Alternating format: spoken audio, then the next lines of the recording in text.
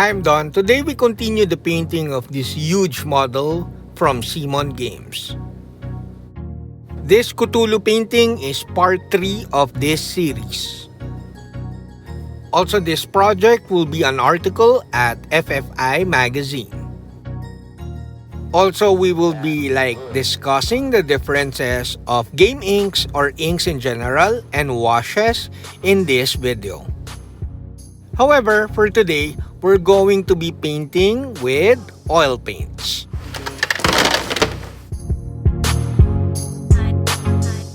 Hi, I'm Don. Welcome to my studio. This channel is supported by these brands.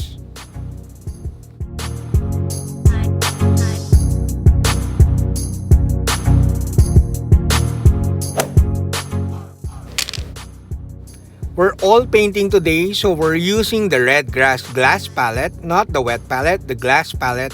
Of course, you could use a piece of plate or something similar.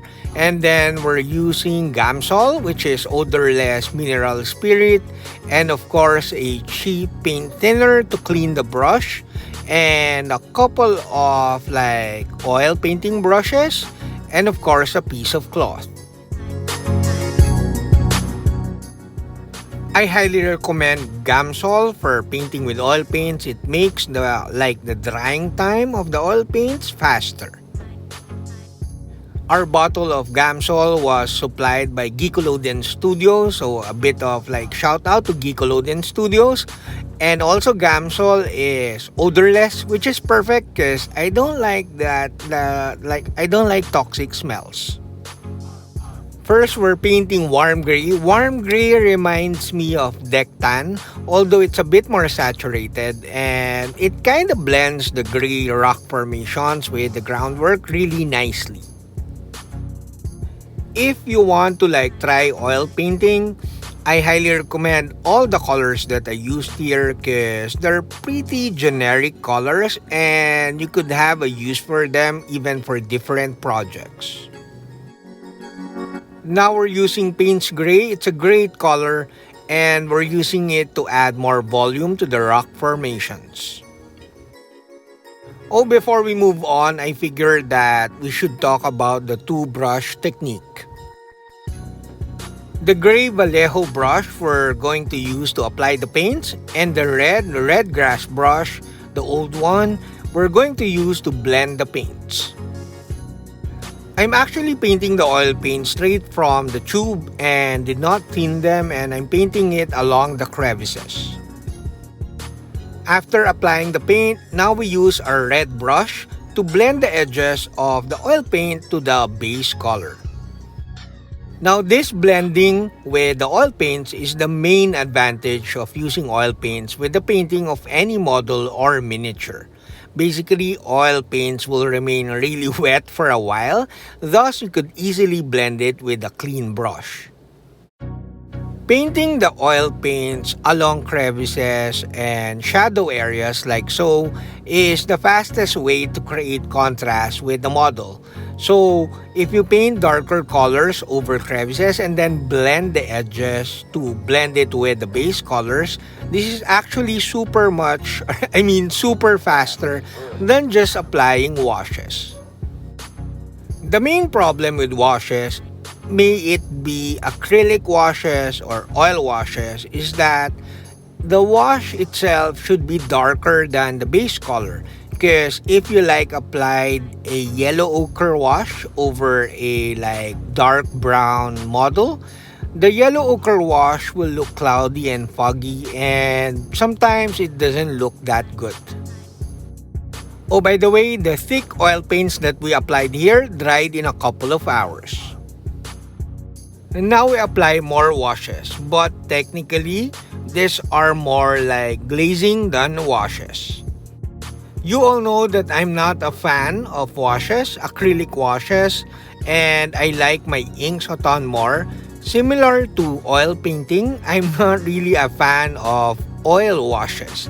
I like glazing the colors a bit more because it yields me fast results and better results in my opinion. As you can see in the video, I did not thin the oil paints into wash-like consistency that will run along the crevices and details of the model. Instead, similar to the rock formations, I'm kinda painting the sap green along crevices and shadow areas of the model, and then eventually I'm blending it with a clean brush. As you see in the video, if we compare this with acrylic painting, this is more like glazing and not really washes. Now you can see in the video, this is actual glazing because acrylic glazing is just borrowed from oil glazing or oil painting. So this is what an actual glazing looks like if you're using oil paints. Another great thing about oil washes or oil painting is that you don't really have to thin them into really watery consistency to create washes. You just have to paint it all over the model. If you painted too much, you could always wipe it with a piece of cloth or cotton swabs or even your fingers. Now you can see in the video that we're applying a bit of yellowish green, and it's kinda giving a more saturated look to the model and giving more volume to the model at the same time. Oil paints kinda remind me of inks in terms of saturation. As you can see, the paints or the colors are very saturated and very nice. The only difference is that, of course, with oil paints, you could clean it up after application. I also highly recommend Tallow Blue. It's a great color to add shadows and contrast to any green skin or any green colored model that you have. I also use Deep Violet for the shadows of the green skin. I'm not really sure if it was obvious at the end of the video. Now we paint with Mother Lake Red. It is an awesome color. I also highly recommend this color. It will give you a gum color if you paint it on top of flesh tones. This color kinda reminds me of transparent red from Model Colors, which we used in the previous video. However, of course, since oil paints never actually dry, you could clean this up later, and thus this is more carefree. I mean, painting with oil paints is a bit more carefree and perfect for this huge model. Similar to acrylic washes and inks, you should let the washes dry in between coats. I let this oil washes dry for an hour before applying another coat. If you do not have oil paints, you could create a similar effect by using transparent red from Model Colors or using red ink mixed with a bit of flesh wash ink. Inks mixed with a bit of glaze medium will yield you the same results, so I highly recommend that you watch my other videos on glazing with inks or glazing with acrylic paints. So you might ask, why did I decide to paint with oil paints instead of my usual inks and Vallejo Model Colors? Well, basically, I wanted a more carefree painting session with this model because you could achieve the same results with acrylics, with Vallejo acrylics. However, you have to be really quick when you're blending the edges or else you'll create coffee stains. But with oil paints, you can be carefree and just be sloppy with the painting, and you could always clean it up after a while. The oil paints and oil washes are kinda dry after a couple of hours, and you could paint varnish on top of them already. However, it is advisable to let it dry for at least overnight, especially if you're using Gamsol.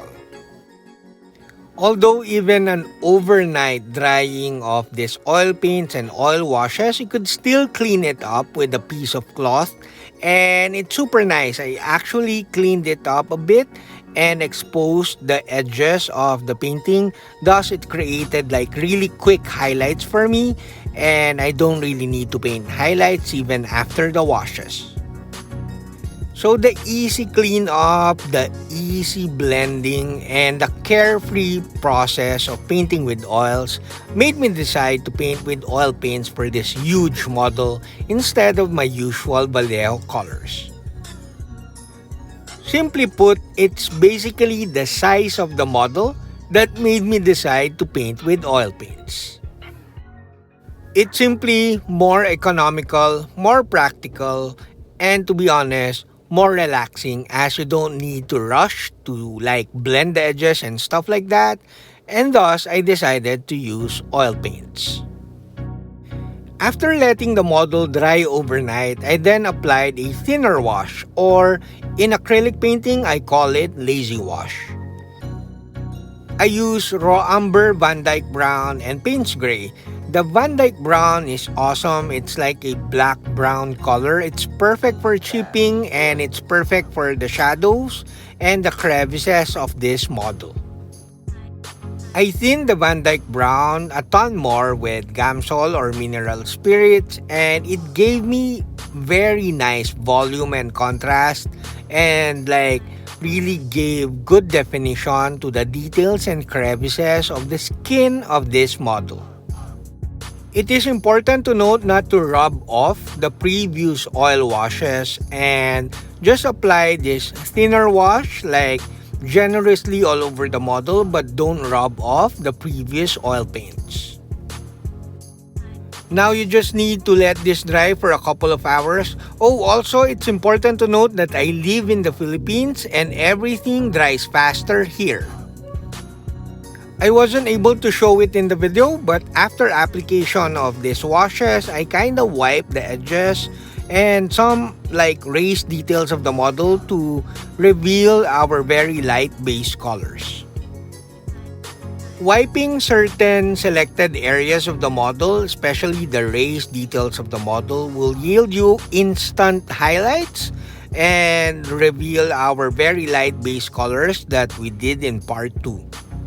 Now you let the oil washes and oil painting dry overnight, and then you can seal it with satin varnish or matte varnish.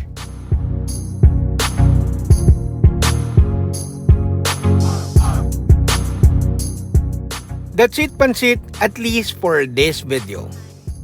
Last video of this series is the finishing of the whole model. I need to paint the details like the eyes, maybe paint a few highlights, especially on the nails and stuff. I will do some pigment work on the groundwork to make it more realistic. Of course, we're going to add some tops and clear resin, epoxy resin on the water effects part of this model. Now we're going to set this aside and let all the paints cure for a couple of days so that after a couple of days we could check if the colors are still nice or they became darker or something, so that we know if we need to paint more highlights or we need to apply more washes. Lastly, my daughter Nico is testing the epoxy resin that we're going to use in this model. She's working on a really quick diorama so that we know how to use the resin epoxy well so that we don't ruin this huge model. So that's it. I hope you liked this video. Part 4 or the last part of this series will be up sometime this week.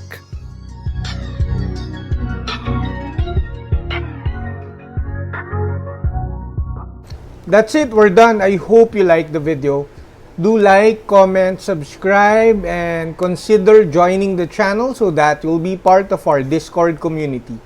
Saludos!